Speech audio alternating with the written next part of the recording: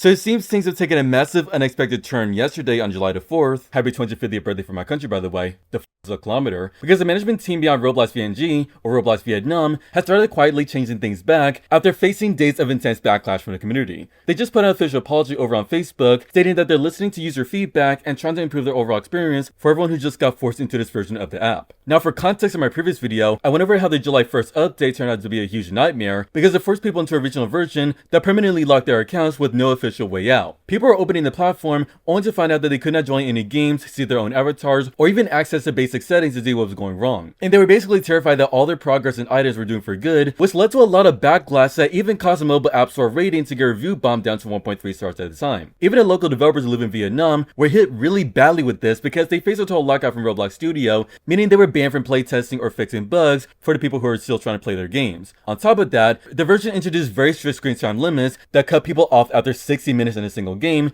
and allowed only 3 hours of total playtime per day, while banning hundreds of popular games and stopping players from chatting with anyone inside their specific region. And the customer support system was so flooded with automated bots rejecting their tickets that people literally had to start drafting formal legal notices just to force a real human supervisor to look at their cases. But now, the company started silently rolling back many of those highly restricted changes that they forced onto everyone just a few days ago. Massive popular games like Doors, Murder Mystery 2, Time to Dance 3, and Rivals are suddenly becoming accessible for players inside the region again, though some people are reporting that they still have to use workarounds like a VPN to get them to load properly. Along with these games being unbanned, the strict screen time limits that are forcing people off the platform after an hour are finally being removed from a large number of player accounts, although I think there are some people who still have to deal with this issue unless it's slowly rolling out, so let me know in the comments below. People are also reporting that their standard chat functionalities and parental controls are finally returning back to normal, which means the total isolation that made the app feel like a restricted ecosystem is slowly starting to break down as the operations team scrambles to fix their mistakes. But even though they're backpedaling as fast as possible to patch things up,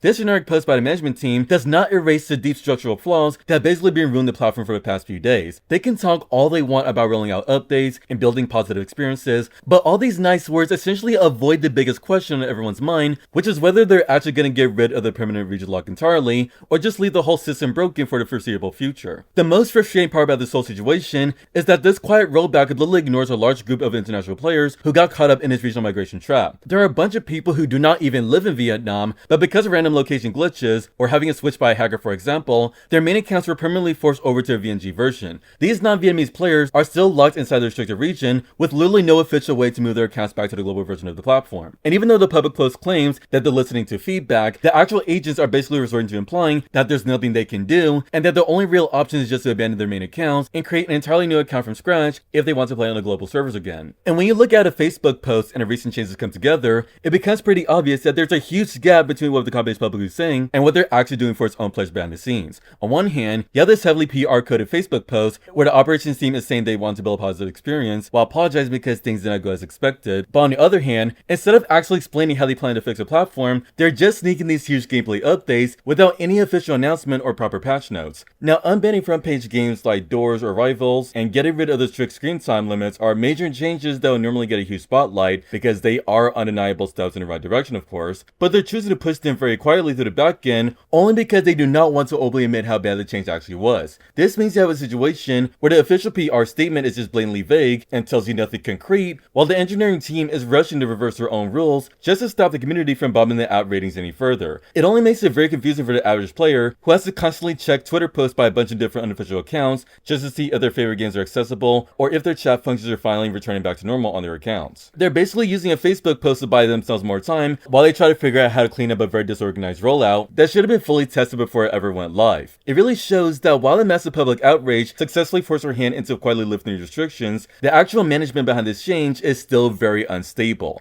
A vague apology post on Facebook saying they're actually improving the experience means absolutely nothing to the people who are still left with broken or locked accounts. So until the Roblox Corporation actually provides a real official fix to let these trapped international players safely transfer back to global servers, this entire VNG rollout is just going to remain a huge mess.